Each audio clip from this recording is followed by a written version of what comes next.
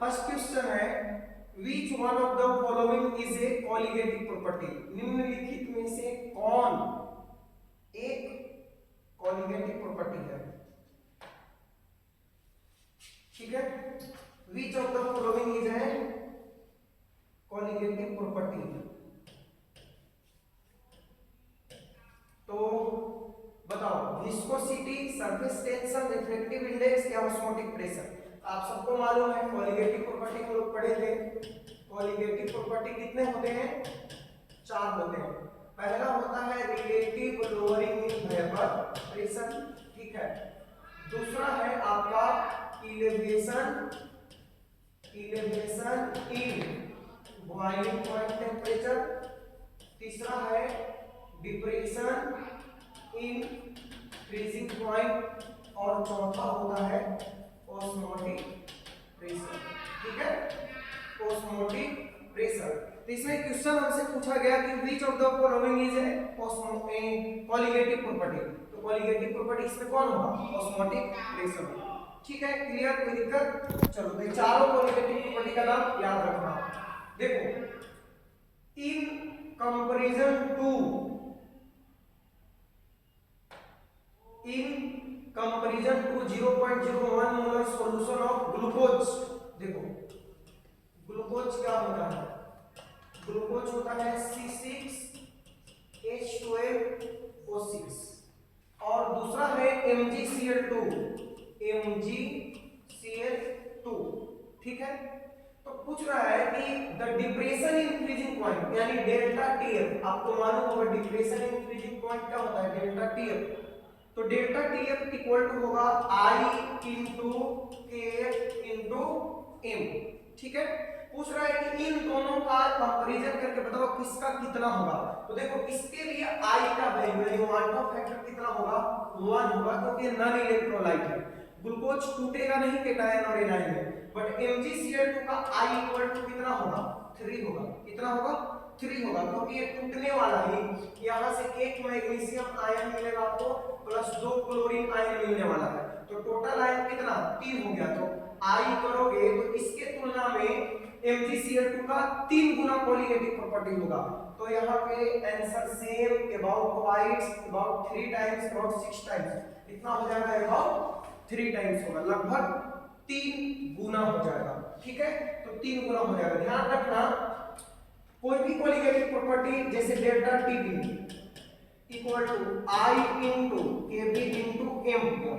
अब हमसे यहाँ पे पूछेगा कि देखो भाई, एक है C12H22O11 और एक अपने पास है AlCl3।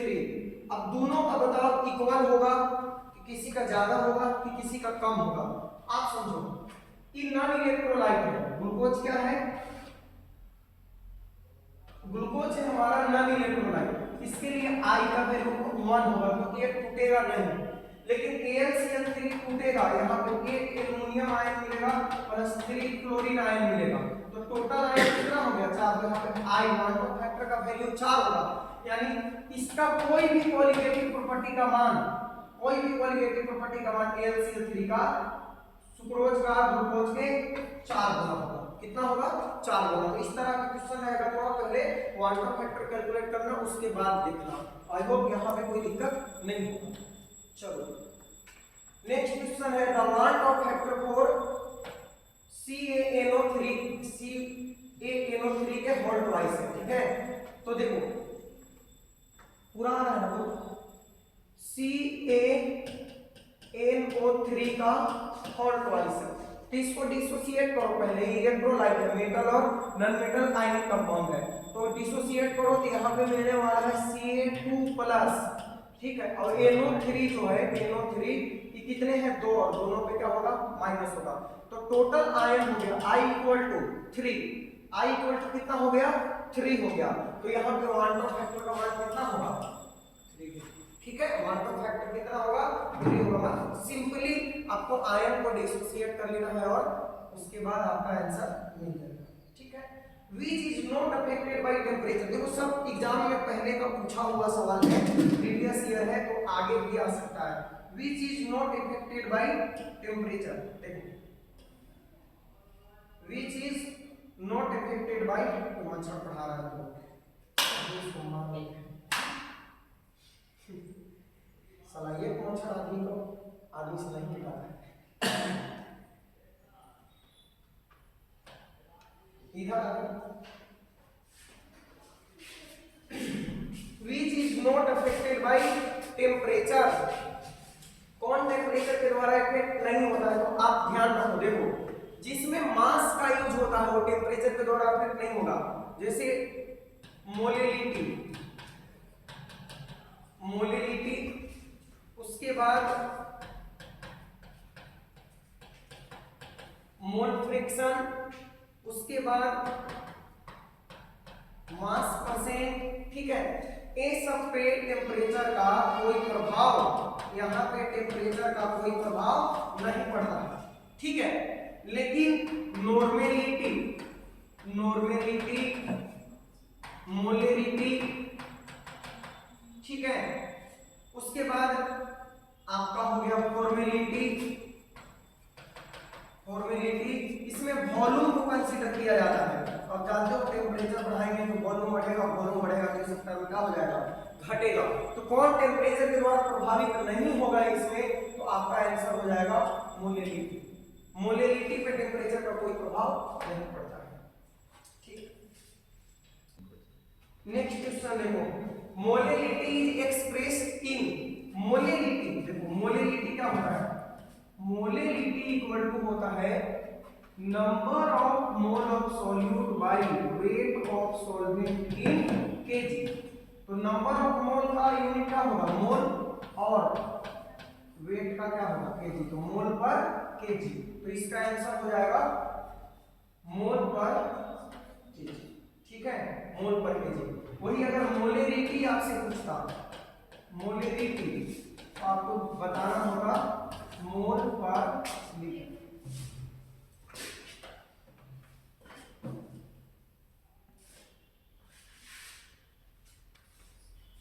देखो यहाँ पे ऑप्शन में 0.5 का है, वही क्वेश्चन रिपीट हुआ, तो 0.5 वहां पे ऑप्शन में दिक्कत था, गलत दिया हुआ था, ऑप्शन में मिस्टेक था, इसका आंसर 0.5 होगा। अभी हम लोग इसको सोल्व किए थे। देखो यहाँ पे what is the molar concentration, यहाँ पे ये भी सुधार दिया, मोलर कंसंट्रेशन, वहां पे मोलर कंसंट्रेशन दिया हुआ था। If 2 gram of NaOH is present in 200 ml of its solution, its molarity will be, देखो मोलेरिटी, तो मोलेरिटी इक्वल टू होता है, और 2013 और 2015 दो बार पूछा हुआ है। 2 ग्राम NaOH है, तो मोलेरिटी इक्वल टू होता है नंबर ऑफ मोल लिख दो, या फिर वेट बाय मॉलिक्यूलर वेट लिख दो, ये नंबर ऑफ मोल ही हो गया। तो वेट बाय मॉलिक्यूलर वेट, साथ में रहेगा वॉल्यूम, अगर ml में है तो ऊपर 1000 से क्या कर दो, मल्टीप्लाई कर दो, तो मोलेरिटी इक्वल टू आ जाएगा, देखो NaOH 2 ग्राम है, NaOH का मॉलिक्यूलर मास निकालोगे तो 40 आ जाएगा, सोडियम का 23, ऑक्सीजन का 16, हाइड्रोजन का 1, वॉल्यूम कितना दिया है 200 ml, और ऊपर में क्या हो जाएगा 1000 हो जाएगा। तो 2 से 20 बार में 40 हो गया, और 20 से 50 बार में 1000 हो गया, और 1 0 से 1 0 हो गया, तो आ गया 5 बाई 20 यानी 1/4 इक्वल टू 0.25। तो यहाँ पे आंसर क्या होगा 0.25। बढ़ते हैं नेक्स्ट क्वेश्चन की ओर। The number of moles of solute, the number of moles of solute per KG, यहाँ पे ध्यान दो, ये तो ठीक है, नंबर ऑफ मोल्स तो सब में होता है, और यहाँ पे है पर केजी, तो जब पर KG number of moles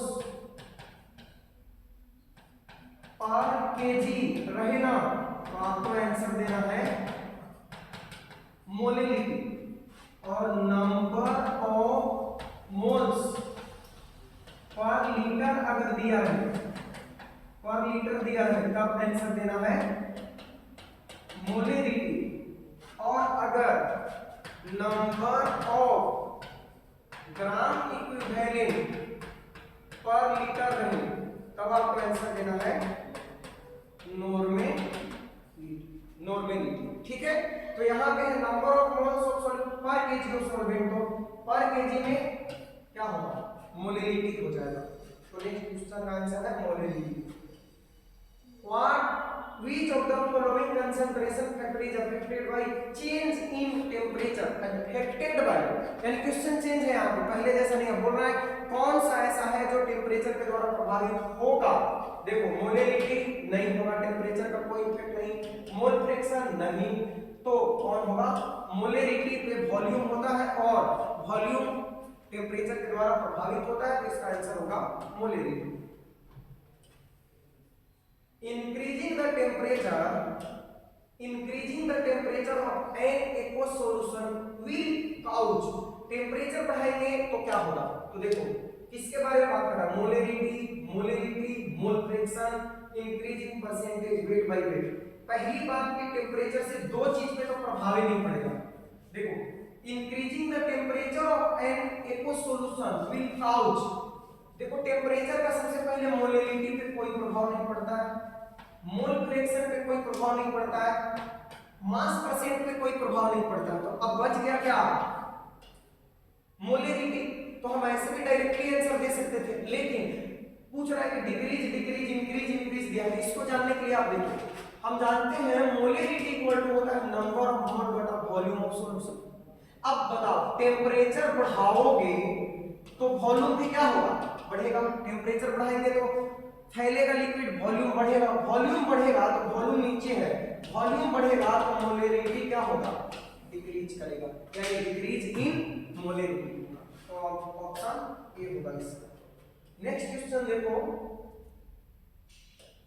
number of moles of solute component mass of solvent in kilogram. सुनो ध्यान से, ऊपर में नंबर ऑफ मोल है सॉल्यूट का, नंबर ऑफ मोल है सॉल्यूट का, और नीचे में मास ऑफ सॉल्वेंट है। हम ए को हमेशा सॉल्यूट मानते हैं, बी को सॉल्वेंट मानते हैं, किताब में इसका उल्टा दिया हुआ रहता है, कोई दिक्कत नहीं है। तो नंबर ऑफ सॉल्यूट के ऊपर, वेट ऑफ सॉल्वेंट नीचे, इसको हम लोग बोलते हैं मोलैलिटी। क्या बोलते हैं, मोलैलिटी। वही अगर ऊपर में ए नहीं रहता और नीचे में बी रहता तो हम इसको क्या बोलते हैं, मोलैलिटी बोलते हैं, मोलैलिटी। तो एक ही क्वेश्चन को घुमा घुमा के इधर उधर करके पूछा जाता है एग्जाम में। देखो यहाँ पे एक बढ़िया सा फॉर्मूला दे दिया, आपको याद रखना है ये, number of moles of component, number of moles of component यानी कोई भी, चाहे सॉल्यूट का हो चाहे सॉल्वेंट का हो, तो number of moles of component by total number of moles of all the component. यानी बोल रहा है किसी एक कंपोनेंट का नंबर ऑफ ऊपर और दोनों के जोड़ के क्या करो, नीचे लिखो, चाहे Nb बटा Na प्लस N, ठीक है। तो इसको हम लोग बोलते हैं मोल फ्रैक्शन। तो फार्मूला ही दिया हुआ था मोल फ्रैक्शन का, ठीक है। चलो, आइडियल सॉल्यूशन आर दोज, बहुत बढ़िया क्वेश्चन है, एग्जाम में आ सकता है। देखो आइडियल सॉल्यूशन किसे कहते हैं, आइडियल सॉल्यूशन पहला बात रॉल्स लॉ का पालन करता है, रॉल्स लॉ को फॉलो करता है। इसका जो डेल्टा एच मिक्सिंग होता है वो जीरो होता है, यानी सॉल्यूट और सॉल्वेंट को आपस में मिलाएंगे तो ना एंडोथर्मिक होगा ना एक्सोथर्मिक होगा, ना हीट रिलीज होगा ना हीट एब्जॉर्ब होगा। वॉल्यूम मिक्स करेंगे तो वॉल्यूम मिक्स भी जीरो होगा, डेल्टा भी मिक्सिंग जीरो होगा, यानी सॉल्यूट सॉल्वेंट को मिलाएंगे तो वॉल्यूम में कोई चेंज नहीं होगा, यानी डेल्टा भी मिक्सिंग भी जीरो होगा। तो which obey Raoult's law over the entire range of concentration are known as ideal solutions, ठीक है। which have delta mix H यानी एंथैल्पी में चेंजिंग जीरो है, बिल्कुल सही है। डेल्टा भी मिक्स क्या है, जीरो है, भी सही है। ऑल ऑफ बीच होगा, यानी आइडियल सॉल्यूशन के लिए तीनों कंडीशन आपको याद रखना है, डेल्टा मिक्स H जीरो होता है, डेल्टा मिक्स भी जीरो होता है, यानी एंथैल्पी में चेंज जीरो, वॉल्यूम में चेंज जीरो, और सारे टेंपरेचर पे राउल्ट्स लॉ का पालन करता है।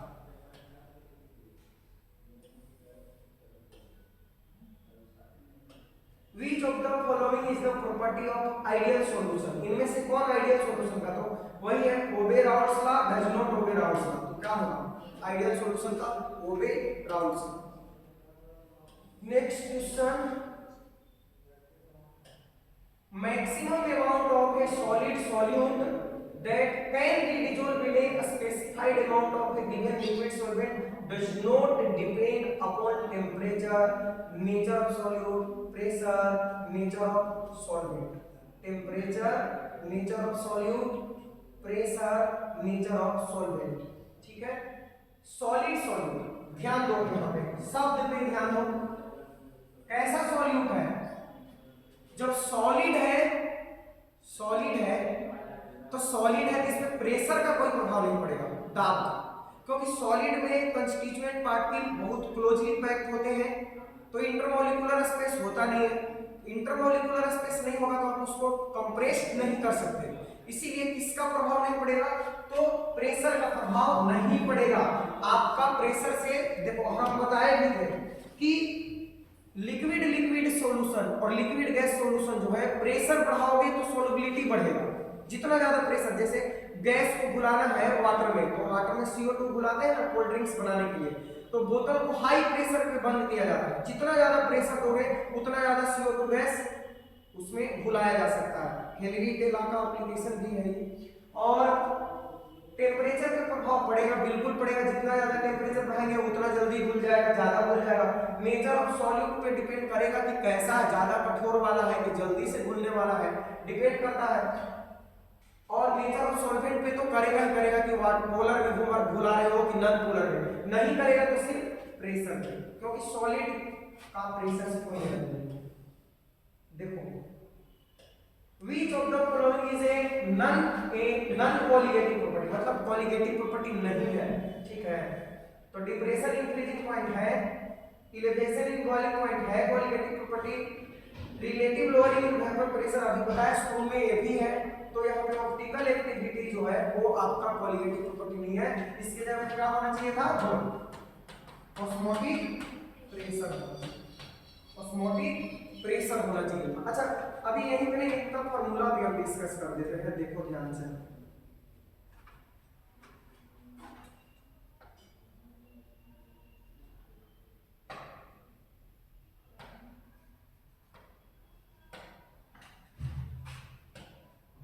देखो, पहला कोलिगेटिव प्रॉपर्टी है RLAP, ठीक है। दूसरा है इलेवेशन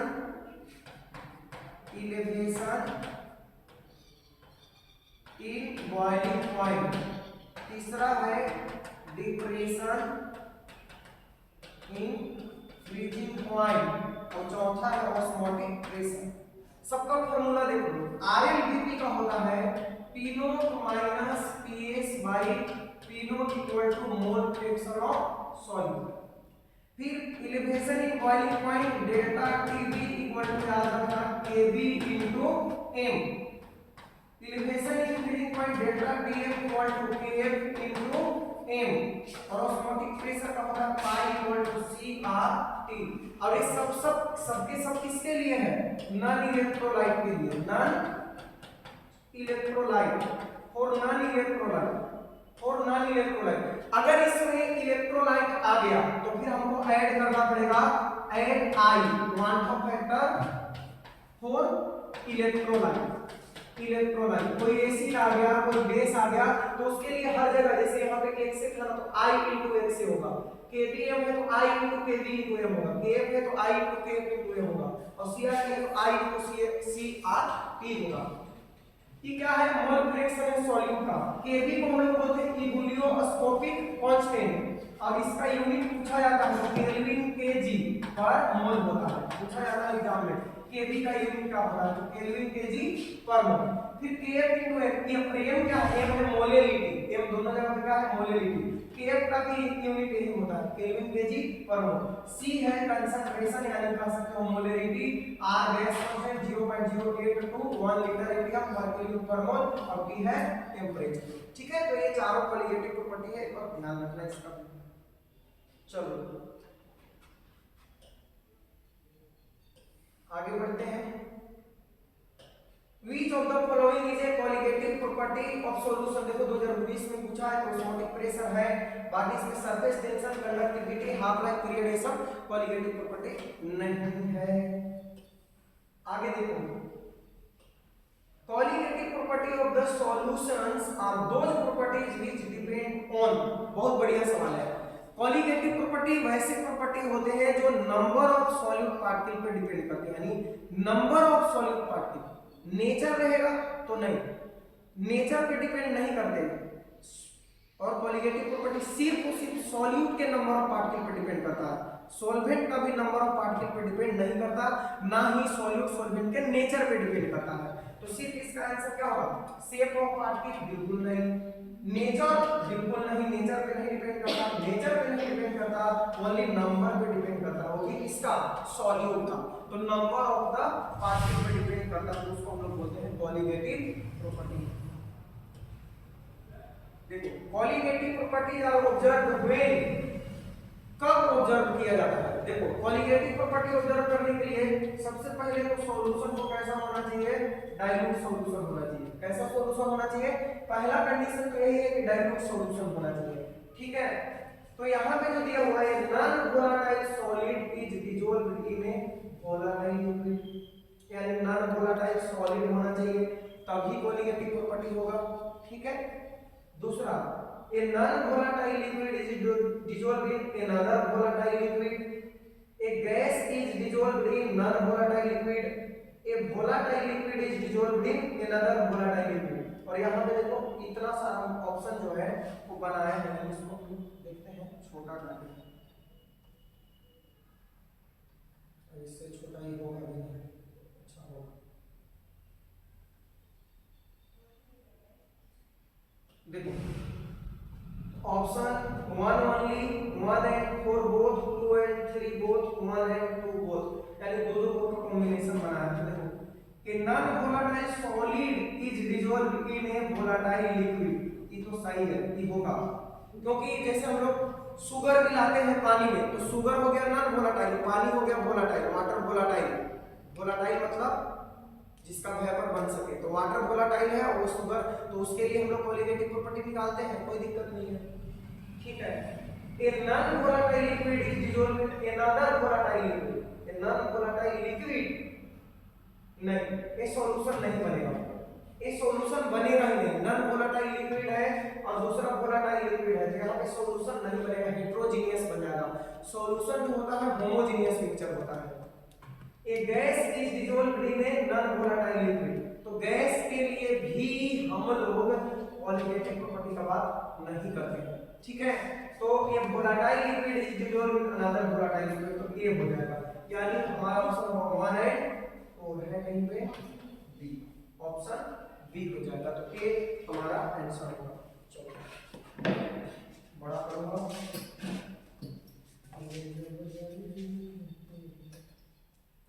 देखो तो which is not a colligative property, भाई डेल्टा टीएफ अभी बताया ना, सबका तो पता है कि डेल्टा टीएफ इक्वल टू होता है, पूरा पूरा अगर लिखें तो आई इंटू एफ इंटू एम होता है, ठीक है। फिर डेल्टा टीबी इक्वल टू आपको हम बताएं कि आई इंटू केबी इंटू एम होता है। इलेक्ट्रोलाइट रहेगा तब, यानी एसिड बेस और साल्ट, एसिड बेस और साल्ट नहीं रहेगा, अगर कोई ऐसे ही कंपाउंड है ग्लूकोज चीनी वगैरह, तो आई हट जाएगा यहाँ से। फिर पाई, पाई इक्वल टू बताएं कि आई इंटू सी आर टी होगा, लेकिन केबी को तो हम बोलेंगे यूलियोस्कोपिक कांस्टेंट है, केबी थोड़ी ना है कॉलिगेटिव प्रॉपर्टी, तो यहाँ पे आंसर होगा केबी जो है कॉलिगेटिव प्रॉपर्टी नहीं है, ठीक है। यही सब सवाल एग्जाम में आता है, सब तो रटवाया हुआ है आपका। Which of the following aqua solution should have the highest boiling point, किसका बॉइलिंग पॉइंट ज्यादा होगा? और ये मोस्ट इंपोर्टेंट क्वेश्चन है, ऐसा सवाल आपको मिल सकता है एग्जाम में, ठीक है। और ये छोड़ के लोग भाग जाते हैं। देखो सबसे पहले तो आप देख लो कि सबका 1 मोलर 1 मोलर 1 मोलर 1 मोलर, यानी 1 मोलर से तो कोई दिक्कत नहीं है। हाईएस्ट बॉइलिंग पॉइंट पूछ रहा है, हाईएस्ट बॉइलिंग पॉइंट पूछ रहा है, ठीक है। तो पहले देखो बॉइलिंग पॉइंट एलिवेशन की बात करते हैं। डेल्टा टीबी इक्वल टू होता है केबी इंटू एम, और साथ में इलेक्ट्रोलाइट है तो क्या लगेगा आई, और डेल्टा टीबी का हम लोग पढ़े फॉर्मूला डेल्टा टीबी का कि टीबी माइनस टीबी नोट होता है, टीबी माइनस टीबी नोट होता है। तो टीबी क्या है? टीबी है प्योर प्योर लिक्विड का बॉइलिंग पॉइंट। अब सॉरी, टीबी है सॉल्यूशन का बॉइलिंग पॉइंट। अब टीबी नोट क्या है? प्योर वाटर का बॉइलिंग पॉइंट। तो हमें चाहिए सॉल्यूशन का बॉइलिंग पॉइंट। तो देखो सॉल्यूशन का बॉइलिंग पॉइंट क्या है? टीबी। नेक्स्ट क्वेश्चन है which of the following has maximum depression of freezing point? तो डिप्रेशन ऑफ फ्रीजिंग पॉइंट क्या होता है समझना पड़ेगा पहले। डिप्रेशन ऑफ फ्रीजिंग पॉइंट होता है delta TF equal to I into KF into M. ठीक है, तो पूछ रहा है कि किसका डिप्रेशन ऑफ फ्रीजिंग पॉइंट अधिकतम होगा। डिप्रेशन ऑफ फ्रीजिंग पॉइंट देख रहे हो डेल्टा टीएफ डायरेक्टली प्रोपोर्शनल है किसका? आई का, यानी जिसके लिए आई का वैल्यू अधिक होगा उसके लिए डेल्टा टीएफ का वैल्यू भी अधिक होगा, डिप्रेशन ऑफ फ्रीजिंग पॉइंट उसका अधिक होगा। तो आप जरा देखो NaCl को जब डिसोसिएट करेंगे हम लोग तो Na प्लस और Cl माइनस मिलेगा, मींस I इक्वल टू 2 होगा। इसके लिए I इक्वल टू क्या होगा? 2 होगा। फिर यूरिया जो है नॉन इलेक्ट्रोलाइट, तो नॉन इलेक्ट्रोलाइट है तो आप इसे डिसोसिएट नहीं कर सकते। I इक्वल टू इसके लिए 1 होगा। फिर उसके बाद ग्लूकोज देखो इसके लिए भी I इक्वल टू क्या होगा? 1 होगा क्योंकि नॉन इलेक्ट्रोलाइट है। और K2SO4 जो है इसको तोड़ेंगे तो 200 पोटेशियम आयन मिल जाएगा और सल्फेट आयन 1 मिलेगा, ये SO4 2 माइनस, तो 2 पोटेशियम आयन और 1 sulphate ion. I equal to यहां पे कितना होगा? 3। जिसके लिए I का वैल्यू अधिक होता है उसी का कोलिगेटिव प्रॉपर्टी भी अधिक होता है, यानी Ra इसी का अधिक होगा। ठीक है, एलिवेशन इन बॉइलिंग पॉइंट इसी का अधिक होगा, डिप्रेशन इन फ्रीजिंग पॉइंट भी इसी का अधिक होगा। तो आंसर हो जाएगा आपका डी। ठीक है, K2SO4 हो जाएगा। चलो बढ़ते हैं नेक्स्ट क्वेश्चन की ओर। देखो azeotropic mixture of HCl and H2OH, मतलब पहले तो समझ लेते हैं कि एजियोट्रोपिक मिक्सचर होता क्या है। देखो दो लिक्विड है अपने पास, ठीक है, लिक्विड ए है प्लस लिक्विड बी है। ठीक है, liquid A and liquid B दोनों को मिला के और हमें तैयार किया सॉल्यूशन। ठीक है, और देखो अगर इस सॉल्यूशन का कंसंट्रेशन ऐसे समझो एक कंटेनर है अपने पास, ठीक है, और इसमें यहां तक ये दोनों का लिक्विड है, ठीक, ए भी है और इसमें बी भी है। अब इसके ऊपर जो है इसका वेपर है, इसके ऊपर जो है इन दोनों का वेपर है। ठीक है, वेपर है, यहां तक तो दोनों क्या है? लिक्विड है, और ये क्या हो गया? वेपर हो गया। ठीक, तो अगर ए और बी के मिक्सचर का कंपोजिशन कंसंट्रेशन लिक्विड स्टेट में और वेपर स्टेट में दोनों में सिमिलर रहता है, फिर से समझो, वैसा सॉल्यूशन मिक्सचर मतलब दो सॉल्यूशन का मिक्सचर होगा जिसमें लिक्विड स्टेट में और वेपर स्टेट में दोनों में कंसंट्रेशन सिमिलर होगा, तो वैसे सॉल्यूशन को हम बोलेंगे एजियोट्रोपिक मिक्सचर। ठीक है, तो यहाँ पे बनाया हुआ है HCl एंड H2O का एजियोट्रोपिक मिक्सचर। आपसे पूछा कि बताओ इसमें क्या हो रहा है। देखो एक बार एग्जाम में पूछ दिया था, प्रीवियस क्वेश्चन है, आप इसको याद कर लेना कि HCl और H2O का जो एजियोट्रोपिक मिक्सचर होता है उसमें HCl होता है 20.2% के आसपास और जो H2O होता है 78% के आसपास होता है। ठीक है, तो याद कर लेना, इसमें मेन है, इसमें एजियोट्रोपिक मिक्सचर याद रखना। देखो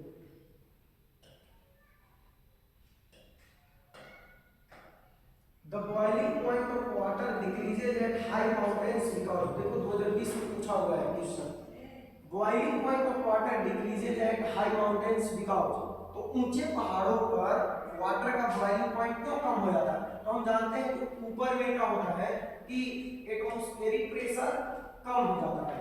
ठीक है, एटमॉस्फेरिक प्रेशर कम हो जाता है, वायुमंडलीय दबाव कम हो जाता है, इसीलिए वहां पे बॉइलिंग पॉइंट वाटर का कम हो जाता है।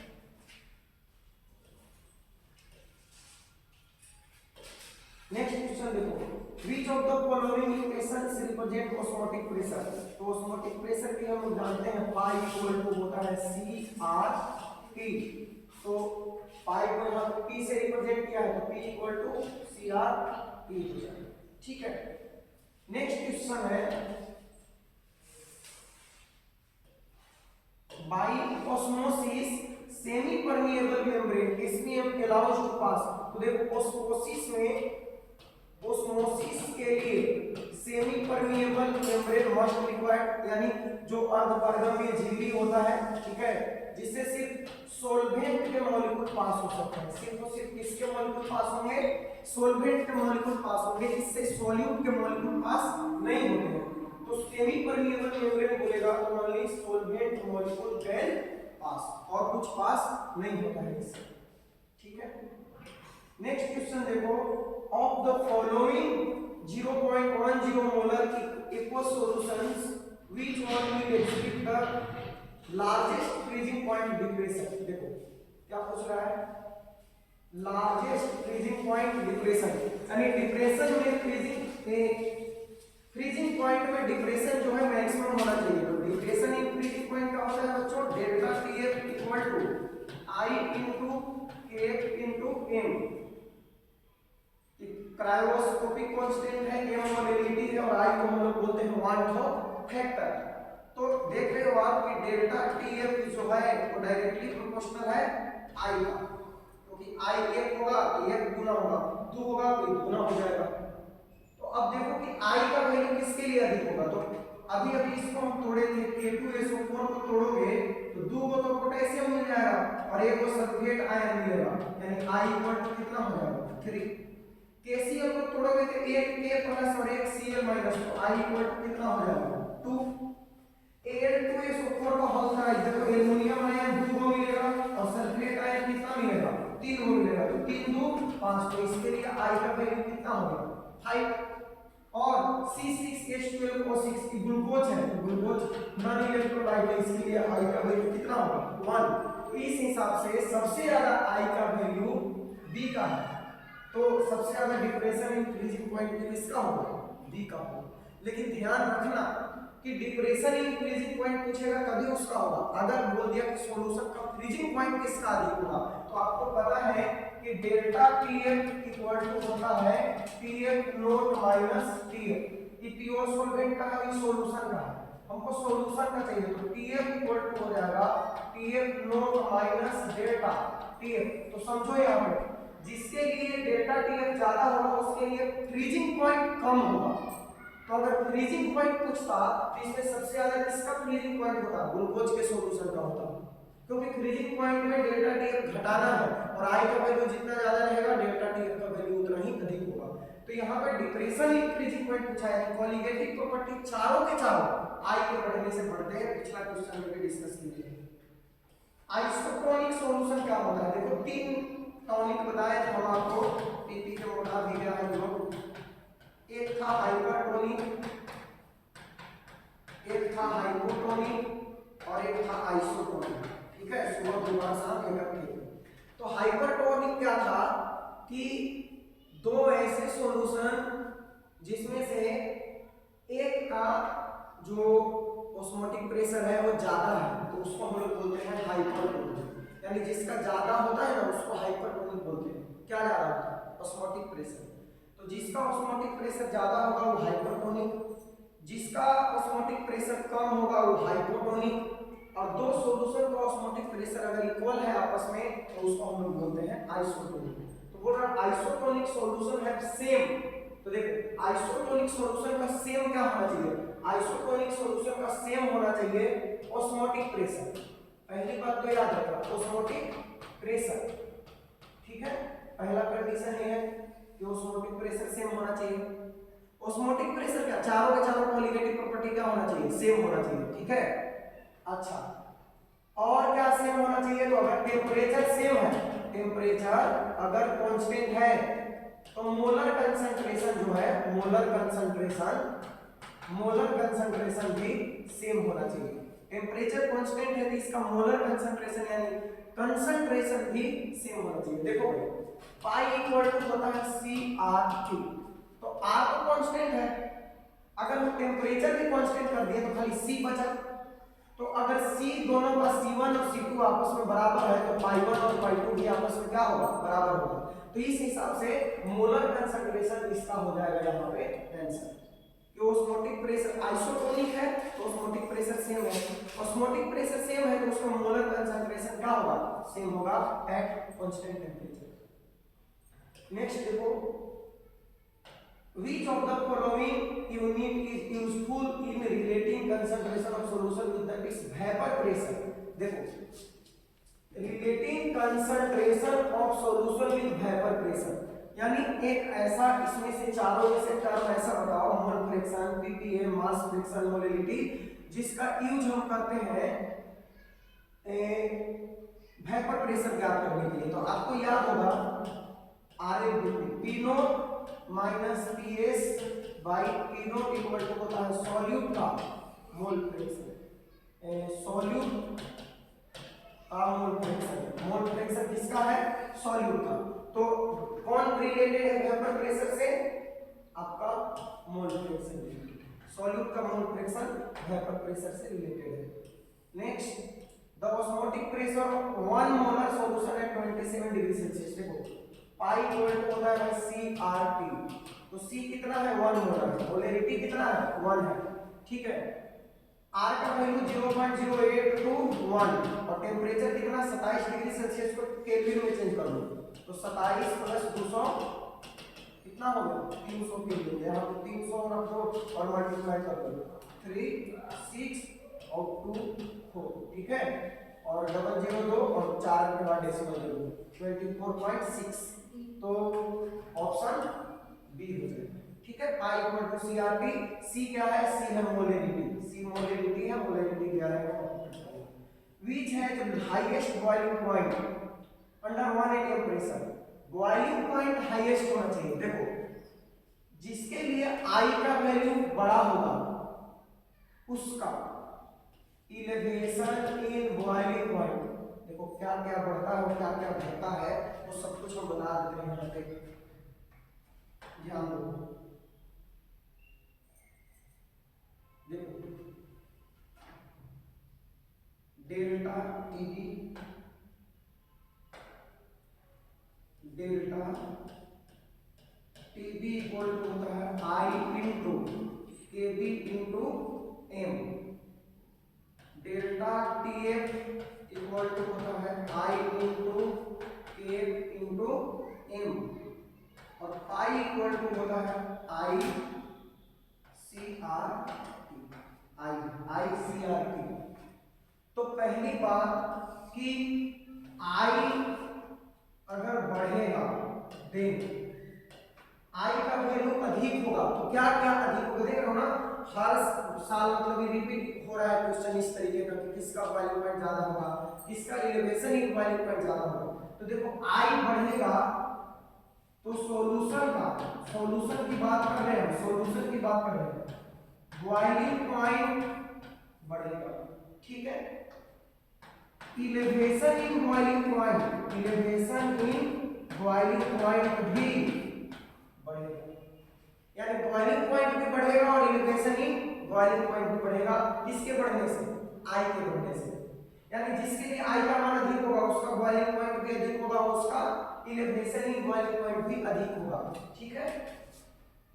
फ्रीजिंग पॉइंट सॉल्यूशन का घटेगा, फ्रीजिंग पॉइंट यही है वो आपको ध्यान रखना है कि फ्रीजिंग पॉइंट क्या होगा, अगर फ्रीजिंग पॉइंट सॉल्यूशन का पूछेगा तो फ्रीजिंग पॉइंट क्या होगा, घटेगा। और लेकिन डिप्रेशन इन फ्रीजिंग पॉइंट जो कि ऑस्मोटिक कोलिगेटिव प्रॉपर्टी है, डिप्रेशन ऑफ फ्रीजिंग पॉइंट क्या होगा, बढ़ेगा। डिप्रेशन ऑफ फ्रीजिंग पॉइंट क्या होगा, बढ़ेगा। और ऑस्मोटिक प्रेशर भी, ऑस्मोटिक प्रेशर भी बढ़ेगा। तो अब इसके बाद भी अगर क्वेश्चन गलत करते हो तो फिर तो क्या ही करना, लेकिन इतना ही सवाल पूछा जाता है इससे, ठीक है, कि कौन बढ़ता है कौन घटता है। तो I का वैल्यू जितना ज्यादा होगा सॉल्यूशन का बॉइलिंग पॉइंट उतना ही ज्यादा होगा, सॉल्यूशन का इलेवेशन इन बॉइलिंग पॉइंट उतना ही ज्यादा होगा, सॉल्यूशन का डिप्रेशन ऑफ फ्रीजिंग पॉइंट भी ज्यादा होगा, सॉल्यूशन का ऑस्मोटिक प्रेशर भी बढ़ेगा, सॉल्यूशन का relative lowering in vapour pressure भी बढ़ेगा, यानी आरएलवीपी भी बढ़ेगा। चारों के चारों क्वालिटेटिव प्रॉपर्टी क्या होगा, आरएलवीपी भी क्या होगा, बढ़ेगा, आरएलवीपी भी बढ़ेगा, लेकिन सिर्फ और सिर्फ घटेगा कौन, फ्रीजिंग पॉइंट। तो फ्रीजिंग पॉइंट पे आपको ध्यान रखना है कि अगर खाली पूछे फ्रीजिंग पॉइंट आ जाए, ठीक है, तो फ्रीजिंग पॉइंट अगर सॉल्यूशन का पूछे तो आई का मान बढ़ने से घटेगा, लेकिन डिप्रेशन इन फ्रीजिंग पॉइंट पूछे तो वो भी क्या होगा, बढ़ेगा। तो इतना बात याद रखना, तो आपका क्वेश्चन बन जाएगा। अब देखो व्हिच है हाईएस्ट बॉइलिंग पॉइंट, तो बॉइलिंग पॉइंट बोले थे आई बढ़ेगा तो बॉइलिंग पॉइंट बढ़ेगा। तो आप देखो NaCl के लिए आई का मान कितना होगा, 2 होगा, ठीक है, क्योंकि Na प्लस और Cl माइनस में टूटेगा, तो Na प्लस और Cl माइनस 2 आयन। सुक्रोज है तो I बराबर 1 होगा क्योंकि टूटेगा ही नहीं, C12H2211 नॉन इलेक्ट्रोलाइट है। BaCl2 एक को बेरियम मिलेगा और 2 को क्लोरीन मिलेगा, यानी I इक्वल टू कितना होगा, 3। और ग्लूकोज है तो इसका I equal to 1। Non electrolyte जितने हैं जो केटायन और एनायन में नहीं टूटते हैं उनके लिए 1 होता है। तो यहाँ पे सबसे ज्यादा I का वैल्यू 3 है, और I का वैल्यू बढ़ेगा तो बॉइलिंग पॉइंट भी बढ़ेगा, इलेवेशन इन बॉइलिंग पॉइंट भी बढ़ेगा, डिप्रेशन इन फ्रीजिंग पॉइंट भी बढ़ेगा, relative lowering in vapour pressure भी बढ़ेगा, लेकिन फ्रीजिंग पॉइंट पूछता तो घटेगा। तो इसका पूछ रहा है बॉइलिंग पॉइंट, तो बॉइलिंग पॉइंट इसका सबसे ज्यादा, ठीक है। फिर यहाँ पे देखो P equal to F, Zy1 P1 naught plus Zy2 P2 naught is the mathematical expression for, तो किसका है भाई, राउट का है। P total equal to P naught into x1 plus P2 into x2 होता है, ठीक है। तो ये राउट का है कि इलेवेशन इन बॉइलिंग पॉइंट का तो क्या होता है, delta K equal to I into Kb into Henry law पूछेगा तो क्या होगा, हेनरी ला पूछेगा तो क्या होगा, P equal to KH into x होगा, और depression in freezing point delta Tf equal to I into K into m होता है, और आउट्स का क्या होता है, तो P टोटल इक्वल टू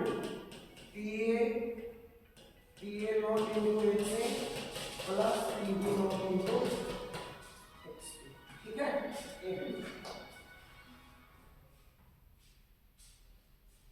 ठीक है,